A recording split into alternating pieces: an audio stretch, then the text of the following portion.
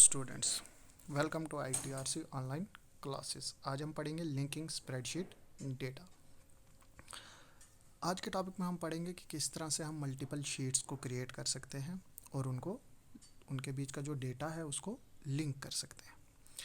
Basically दो तरीके होते हैं, एक होता है रेफरेंस और दूसरा होता है लिंकिंग से।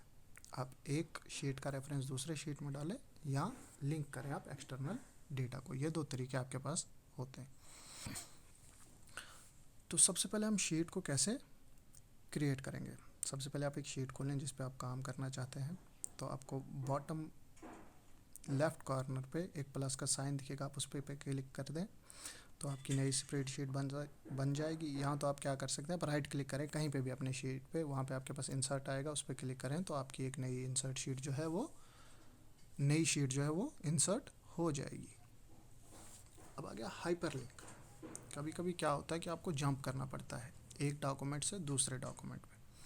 ठीक है, इनकी लोकेशन जो है डिफरेंट होती है। एक डॉक्यूमेंट कहीं स्टोर होगा, दूसरा डॉक्यूमेंट कहीं स्टोर होगा। तो ये कैसे होता है, ये हाइपरलिंक से होता है।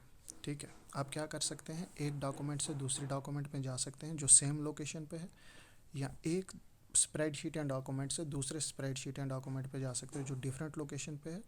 यहाँ आप ये भी कर सकते हैं कि आप वेबसाइट्स को भी लिंक कर सकते हैं। किस तरह से, हाइपरलिंक बनाने से।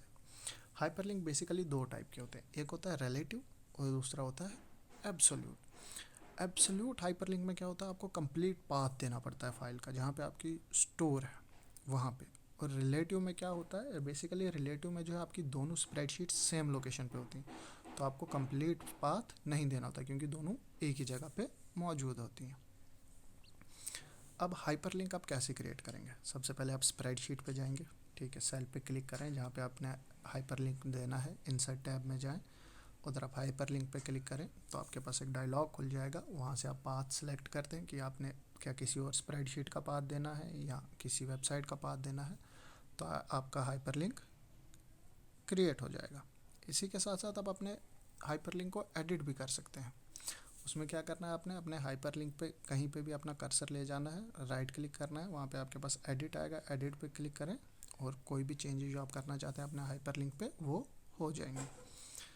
अगर आपने एक्सटर्नल डेटा को लिंक करना है, यानी कि एक्सटर्नल डेटा आगे आप वेबसाइट को लिंक करना चाहते हैं, तो आपको पता है इंटरनेट जो है उसमें बहुत ज़्यादा इन्फॉर्मेशन होती है जो कि वेब पेजेस के फॉर्म में स्टोर होती है। यूजुअली वेब पेज जो है वो HTML डॉक्यूमेंट्स होते हैं, वो लैंग्वेज होती है जिसमें आपके इंटरनेट के पेजेस लिखे होते हैं।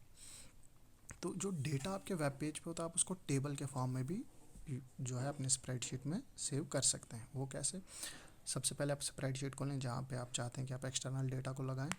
ठीक है, आप सेल पे क्लिक करें, फिर आप शीट पे क्लिक करके लिंक टू एक्सटर्नल डेटा पे क्लिक करें, आपका डायलॉग खुल जाएगा। फिर आप URL डालें जिस भी वेबसाइट का जो आप वो बनाना चाहते हैं। ठीक है, उसके बाद एंटर करें। ठीक है, उसके बाद आपका एक डायलॉग आएगा जो बोलेगा किस लैंग्वेज में इंपोर्ट करना है, वो सिलेक्ट करें। तो आपका जो पूरे का पूरा वेब पेज है वो टेबल के फॉर्म में आपके स्प्रेडशीट में जो है वो सेव हो जाएगा। तो आप जो है अपने स्प्रेडशीट को जो है एक डेटाबेस के साथ भी कनेक्ट कर सकते हैं। आपके पास बहुत वैरायटी ऑफ डेटाबेस हैं, कोई और सोर्सेज है जिससे कि आप जो है लिंक कर सकते हो अपने डॉक्यूमेंट को। तो उसके लिए आपको क्या करना है, सबसे पहले टूल पे सिलेक्ट करना है, फिर ऑप्शन पे, वहाँ से आप लिब्रे ऑफिस बेस में जाएंगे, वहाँ से आप डेटाबेसेस पे जाएंगे। तो उसके बाद आप क्या करेंगे, आप न्यू बटन पे क्लिक करेंगे तो आपका डेटाबेस लिंक डायलॉग बॉक्स खुल जाएगा। फिर आप अपनी लोकेशन डाल दें डेटाबेस फाइल की, या आप ब्राउज़ करके भी खोल सकते हैं और डेटाबेस फाइल को सिलेक्ट कर सकते हैं। तो आप नाम रख लें उसका कुछ और उसके बाद ओके पे क्लिक कर दें। तो आज के लिए बच्चों इतना ही, बाकी हम नेक्स्ट उसमें पढ़ेंगे। Thank you.